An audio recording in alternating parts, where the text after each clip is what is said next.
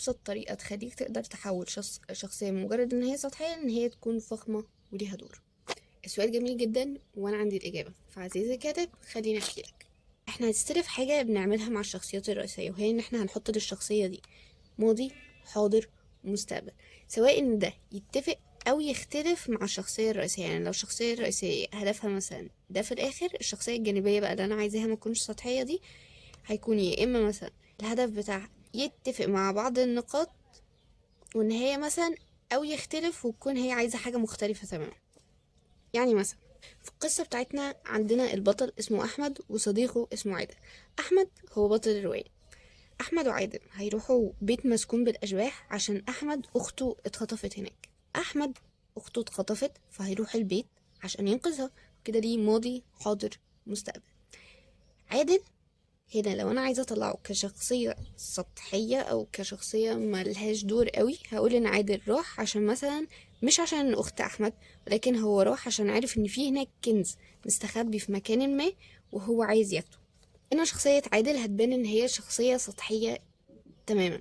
ازاي بقى احوله من ان هو مجرد شخصيه سطحيه تقريبا شبه مش شايفينها، ان هو كل همه الفلوس وخلاص، لان هو يكون شخصيه فخمه وفعلا ليها دور. عشان احول عادل لشخصيه يكون ليها دور هديه ماضي، حاضر، ومستقبل، سواء بقى إن الهدف بتاعه زي ما قلنا يتفق او يختلف مع احمد. هنا هو هيختلف لان هو عايز الكنز.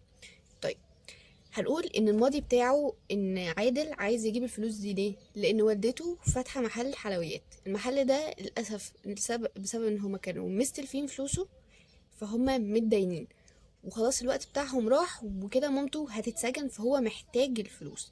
فبالتالي ده الماضي اللي هو عشانه راح مع احمد البيت المسكون عشان في المستقبل ياخد الفلوس دي، مش عشان نفسه ولكن عشان اهله.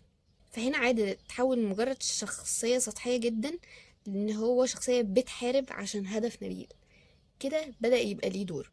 سواء بقى ان في اي قصة تانية مثلا الشخصية الجانبية بتاعتك دي كانت بطل او شرير، سواء ان هو الهدف بتاعه يتفق او يختلف مع البطل الرئيسي، المهم ان هو يكون ليه قصة حتى لو دوره مش كبير في الرواية. بمعنى ان لو مثلا احنا الشخصية الرئيسية بتاعتنا المفروض ان هي هتاخد 100% من مشاهد الرواية، الشخصية الجانبية بتاعتي عشان اديها دور اكبر شوية وتبدأ ان هي تبان، انا هبدأ اديها بدل ما هي مثلا كانت مجرد جملة او جملتين في كل مشهد، لا انا هبدأ احط لها مثلا مشاهد خاصة بيها او اكبر الدور بتاعها شوية وخلي فيه مثلا نقاشات اكبر ما بينها وما بين الشخصية الرئيسية. بكده هبدأ ان انا احول ان هي تبقى بدل مجرد شخصية سطحية لان هي شخصية يكون فعالة فخمة وليها دور. وبيكون احسن بكتير ان هي لو الهدف بتاعها بيكون مختلف عن الشخصية الرئيسية، لان ده بيبين دورها اكتر. يعني متبقاش وكأنها زي الكوبي كات كده مجرد نقل من الشخصية الرئيسية وخلاص. كده عزيزي الكاتب تكون عرفت